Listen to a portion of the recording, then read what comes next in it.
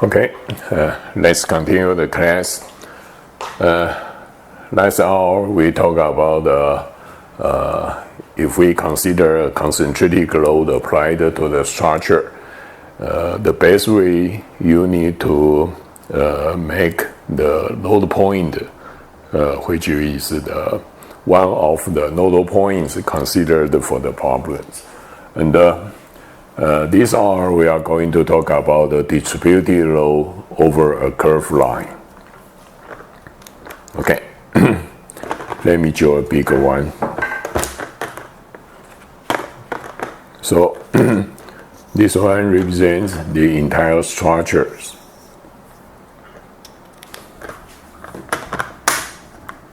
Okay, if we like to consider distributed loadings,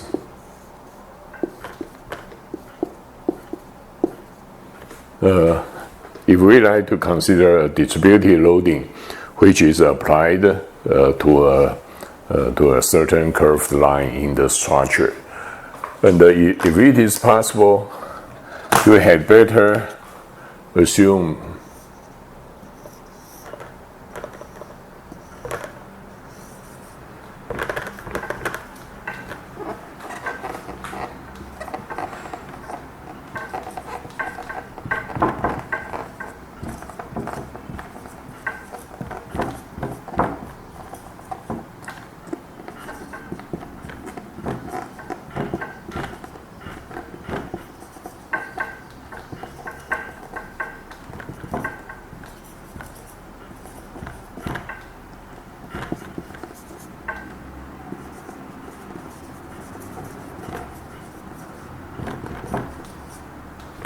okay, if it is possible, you had better, when you make the mesh of the problems, you had better make the curved line, which is one of the boundary lines of an element, okay?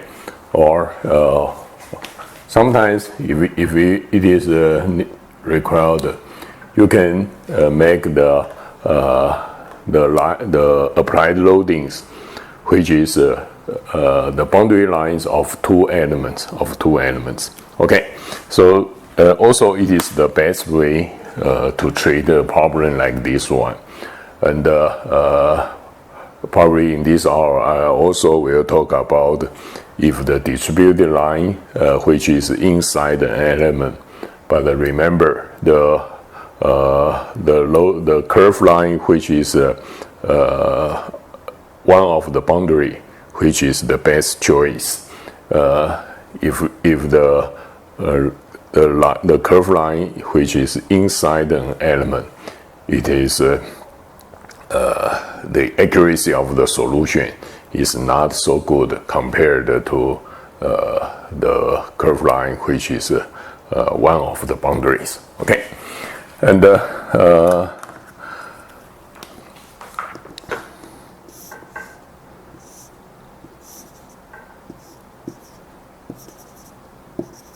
for any elements, there are four boundary lines.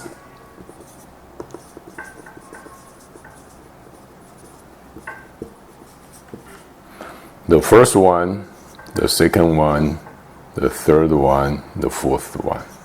And the first one, which is the eta equal to -1, and Cc is belong to -1 to 1. Okay, so if we check the bottom boundary line, for all points on the bottom boundary line, the eta, which is a constant, the eta is always equal to -1.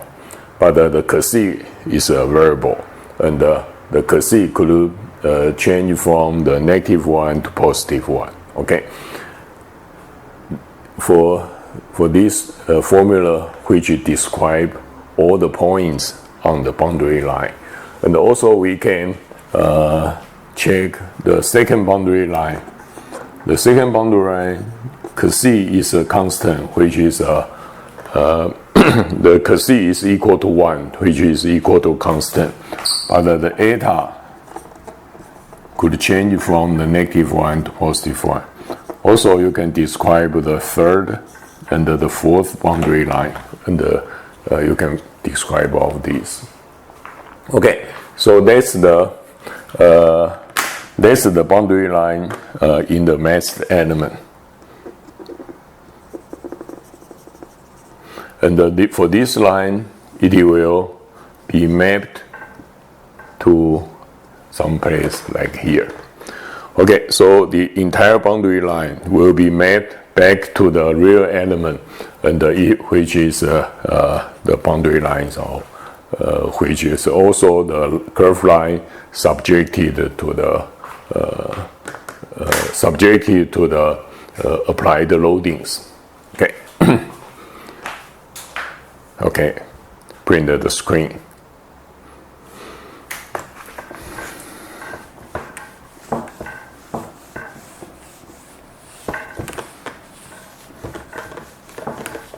Okay, if we like to analyze these problems, what are the known informations?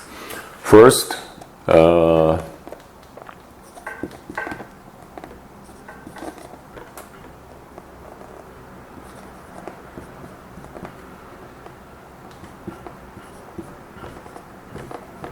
okay, let's check one of the boundary line, which is it is just the example I'm going to illustrate here, but you can generate similar concepts to other three boundary lines. Okay, so that's the boundary line 2, C equal to 1, eta, which is changed from the -1 to +1. Also, we know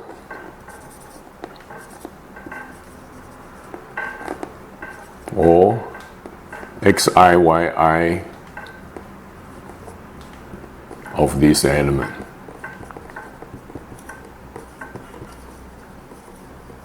Okay, remember the nodal coordinates. They are always the nodal coordinates. They are always the input data for the program. So the nodal coordinates, they are always the known informations when you consider the problems. Okay, so we know all the xi, yi. Also, we know all the phi of C and eta. Okay, depends on the number of the nodes you used for this element. But we can always use the Lagrange interpolation functions to get the corresponding shape functions or interpolation functions for these problems. So also, so it means that we know all the phi functions. We know all the phi functions. Also, we know the wx and the wy, the components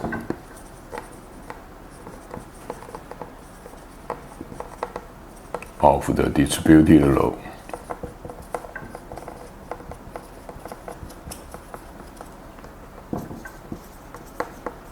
Okay. Also, the wx and the wy, they are the components of the distributed loadings, and the w times ds will be equal to the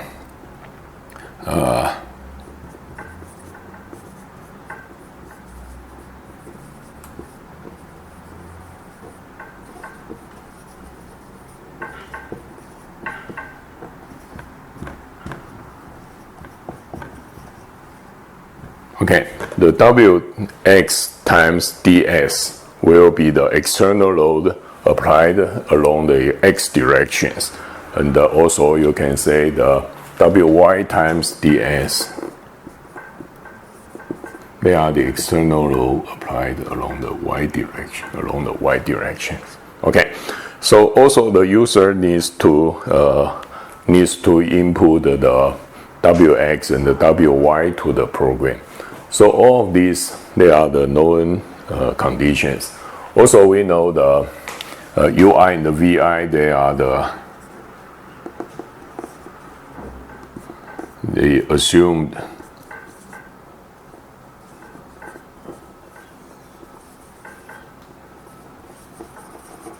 nodal displacement.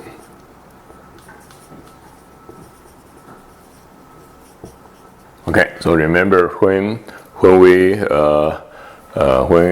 like to express the displacement functions for this element, we need to assume the related nodal points, and also we need to assume the displacement along the x direction, which is the ui, and also we need to assume the nodal displacement along the y direction, which is the vi. Okay, so all the ui and the vi, they are the assumed values, but when you derive the problems, you can use the ui and the vi. But remember, right now we don't know their exact values of the ui and vi. But we can solve the ui and the vi when we solve the simultaneous equations, capital K times u equal to the p. And right now we are trying to calculate the complete p vector. And when we consider the p vector, there are several types of the loading: concentrated load and the distributed load. And the last hour we talked about how can we calculate the concentrated loads. And right now we are trying to calculate the distributed loads. Okay, so that's the informations. And the target of the problems, we will try to calculate the p, the local load vector. And also they are the local equivalent nodal load vector. Okay, so we are going to derive the load vector, but the load vector will be multiplied by the u vector, and which will give you something like the external work, the work done by the external loads, or the v value of the in the pi. And right now the small p will be multiplied by the u vector, and the u vector will include only the nodal displacement related to this element. Okay, it is not the global displacement vector. If it is the global displacement vector, it will include all the nodal displacement, not only for this element. But first we like to derive the local load vector, and which is related to the local displacement vector, the displacement related to this element only. Also, the derived load vector, which is the equivalent load vector. And the equivalent load vector, which means we will like to transform the elements in the load vector will be corresponding to the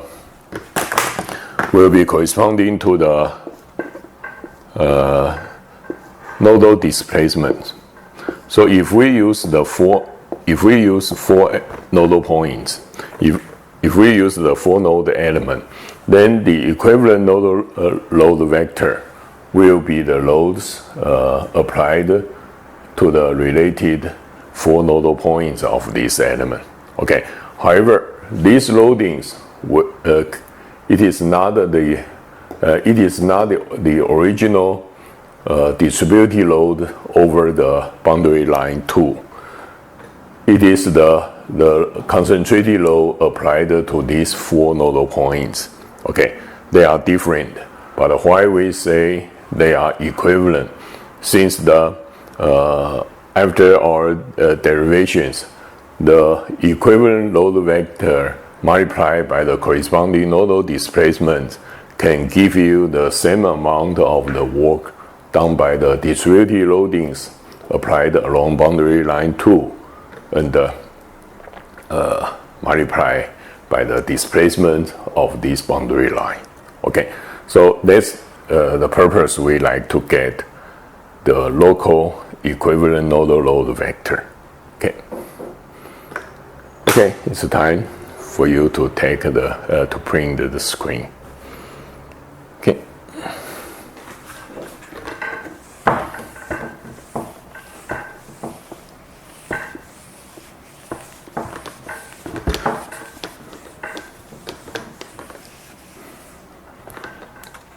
Okay, so first let's calculate the real work done by the distributed loadings.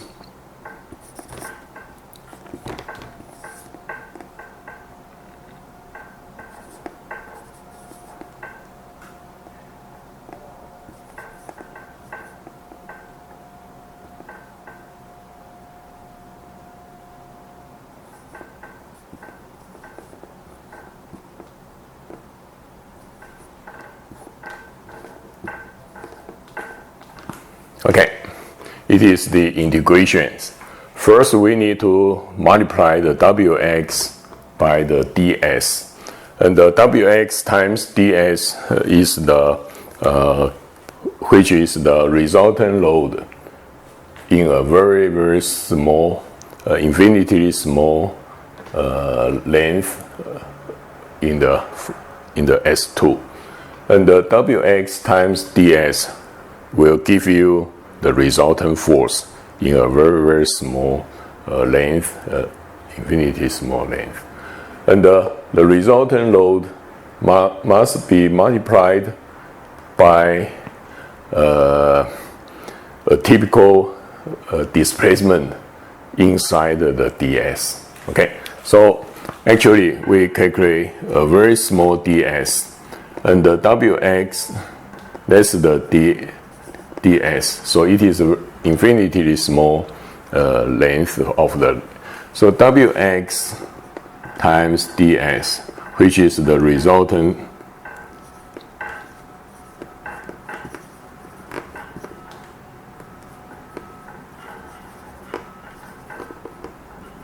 in the ds. Okay, so if we multiply these two together, it will give you the resultant loadings, the resultant load. And we need to multiply a u displacement.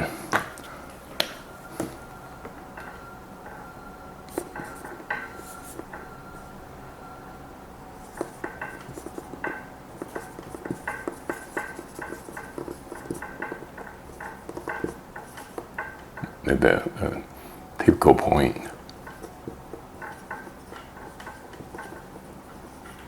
And which is the u, and also u is u could be changed from the for different points along the boundary lines. Okay, so also I forgot 1/2. We need multiply by 1/2. Okay, so that's the formula to give you the work done by the distributed loadings. And we know the Wx, we know the Wy, and also we know the boundary lines of the element. And the boundary lines right now I use the boundary line 2, which is the c equal to 1. Eta is still a variable. And how can we calculate an integration of this one? And first, we know the u is equal to summation ui times vi. Okay. If we consider a 4-point element,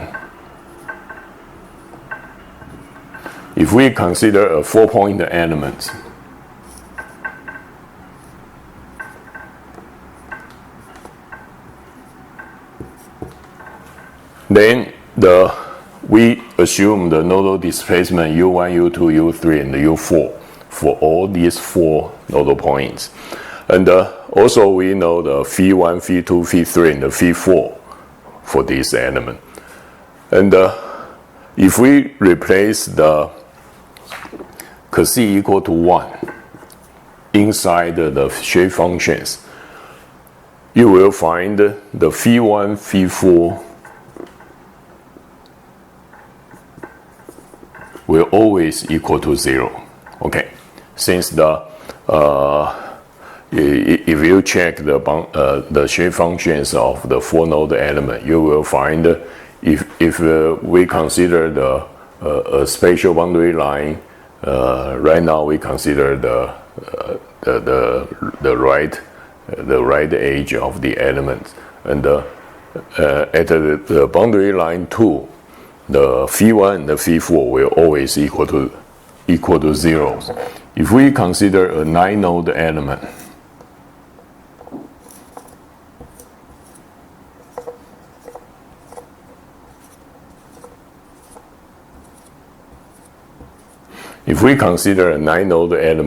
you will find that there are 6 nodal points. The shape functions, they are always equal to 0s. And also, we can calculate for the C equal to 1, phi2 and the phi4 are non-zero.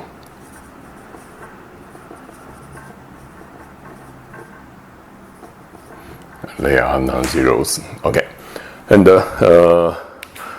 that's the shape function. That's the shape functions.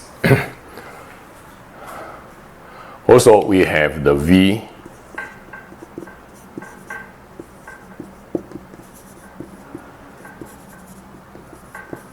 VI work off. Let's see if you see that.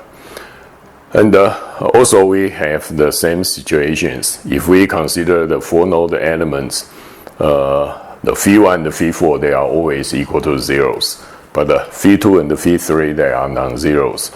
But since we consider the C, which is a constant equal to 1, then the phi2 and the phi3, they are functions of the eta only. They are functions of eta only. So the phi1 and the phi4 equal to 0. Phi2 is equal to phi2 of eta. Also, phi3 equal to phi3 of eta. Okay, if we replace the C equal to 1 into the shape functions, you will find now the phi2 is functions of eta only, phi3 is functions of eta only. And if we consider the 9-node element, 6 of the shape functions equal to 0s. 3 of the shape functions, they are functions of the eta only. Okay, so that's the displacement functions. And how can we calculate the ds? The ds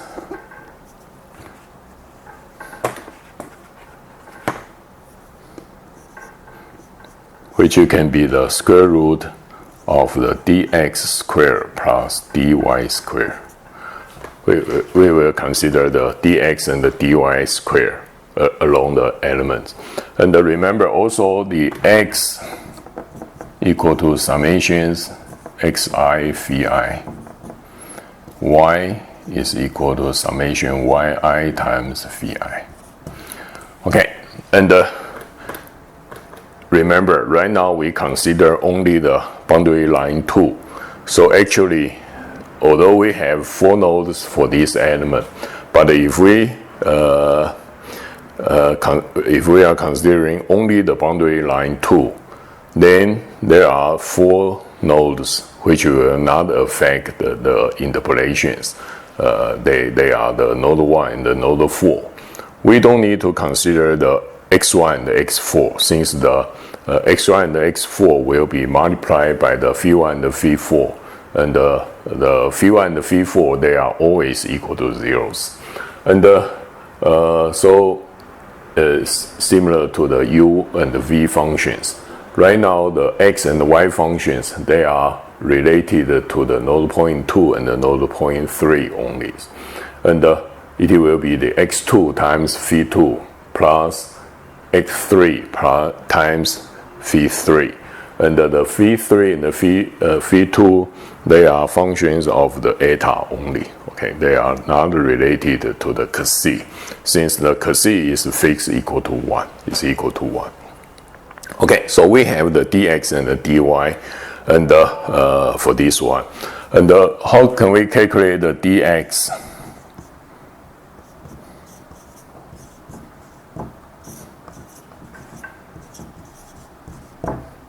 Okay, and it could be the x2 times partial eta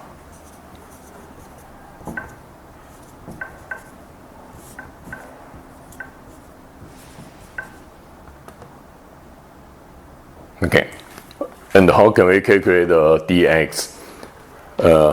Since x is equal to summation xi times vi, and the xi they are constants. It will not be changed for different c and eta, and even the points considered along a boundary lines only, but the xi they are still constants. And how will the dx will be changed? It will be changed only if we change the eta. If we change the eta, then the dx will be changed, and the dx will be, since we have two shape functions, they are related to the boundary line too. So we need to take the partial derivative of phi2 to the eta times this one. Also, outside, we need to multiply by the d eta. dx is equal to this one in the parentheses multiplied by the d eta. Also, what is the dy?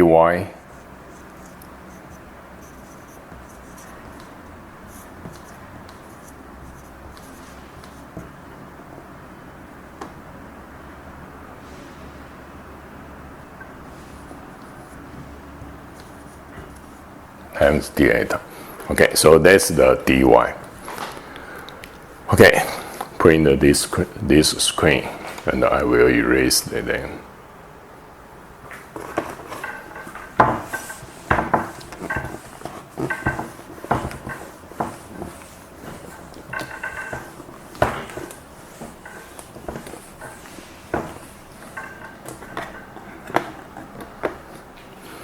Okay, so how do we calculate the w?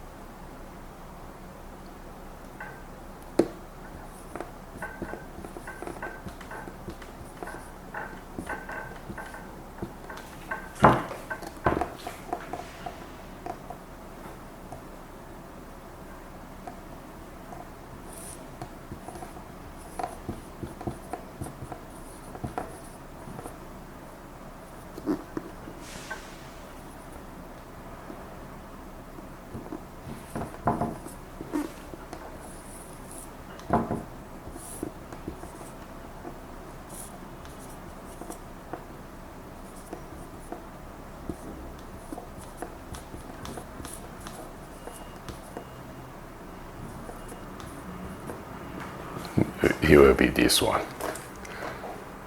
Okay. So actually you can say this. It is also an idea of the Jacobian. So it is the ratio of the curve length in the real element divided by a unit length in the masked element. Okay, so it is also a concept of the Jacobian. And in these calculations, we can change it to the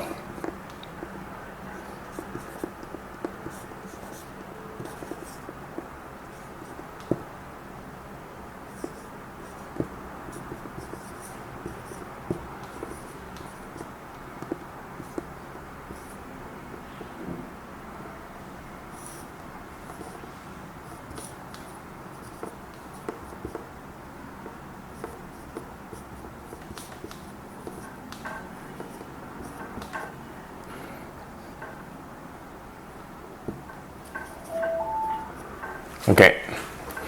we can use the numerical integrations to calculate the result. And so if we use the 2-point rule to calculate the Gaussian quadrature, then the two eta values will be the negative square root of 1/3 and the positive square root of 1/3. For these two eta values, you need to replace into the calculations to get the UI. So, for example, the U is equal to U1. What is the U1? It means the first integration point. The first integration point means the cos equal to 1 and the eta equal to negative square root of 1/3. That's the first integration point. If we use these two cos and eta value, then you can calculate the data for the sampling point. That's the U1. And the W1 is equal to 1. Also, you can calculate the V1, the function value at the first integration point. Cos equal to 1, eta is equal to the negative square root of 1/3. And if we replace the cos and eta into the UV functions, you can get the V1. But remember, the U1, the V1, we cannot get the real numbers right now, since all the nodal displacements, they are still unknowns. But we can express the U1 and the U2 by the related nodal displacement, And also we can calculate the Jacobian. I still like to call this term, which is the Jacobian, since this term represents the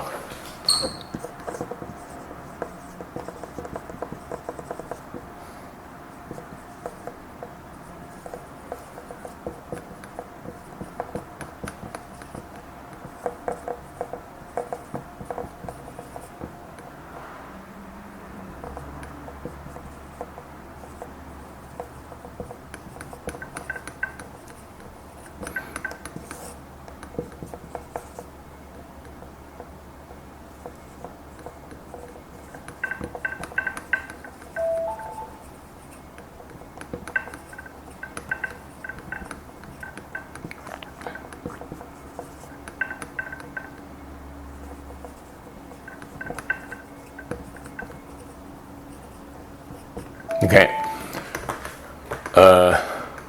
So this one represents the ratios of two lengths. The length in the real element and also the length in the master element. That's the ratio of these two. They are the ratios of these two. Okay, and I think I will give you a homework, and you still need to finish your homework in the home, and you can send it to the Moodle. And although I need to learn how to open the Moodle, so all of you can send your homework. First you need to make a copy and send them to the Moodle. Okay, so what is the homework of this today?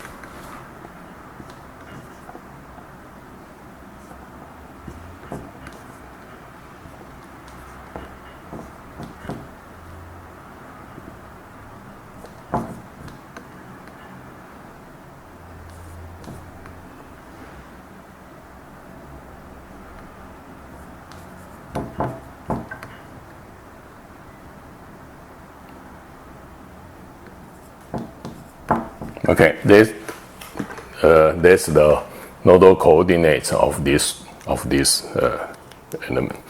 And also, let's consider the boundary at the top boundary.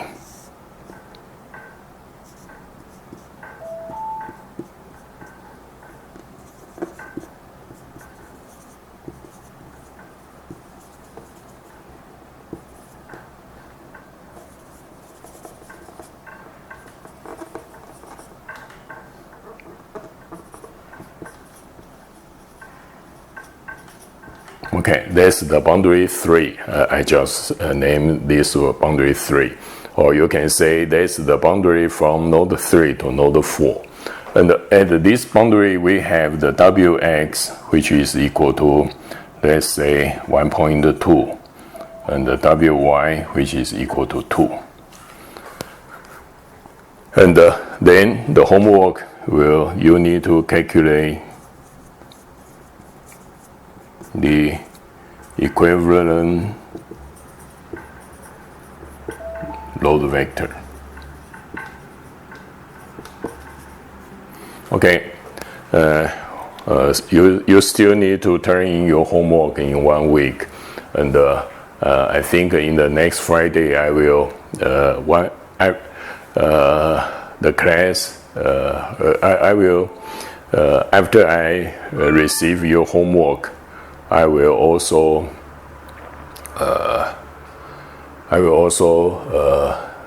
check you after I check your homework. Then I will explain the solutions of this one. And remember the equivalent load vector. They are applied at the 4 nodal points, and that's the final results. You need to get the 4 concentrated load applied at these 4 points, and there are 2 elements for each node. So we have the px1, the py1, which is applied to the node 1. Also we have the px2, py2, and the equivalent load vector for this element. There are 8 elements, and applied to 4 nodes. Although you can expect the 4 elements applied to node 1, the node 2, they should be equal to zeros. Okay, you can check your results whether you can these 4, since the applied loading, which is along the element 3, along the boundary lines from the node 3 to node 4. Therefore, usually the equivalent nodal loads, they are related to the node 3 and the node 4 only. Okay, it is the end of today's course.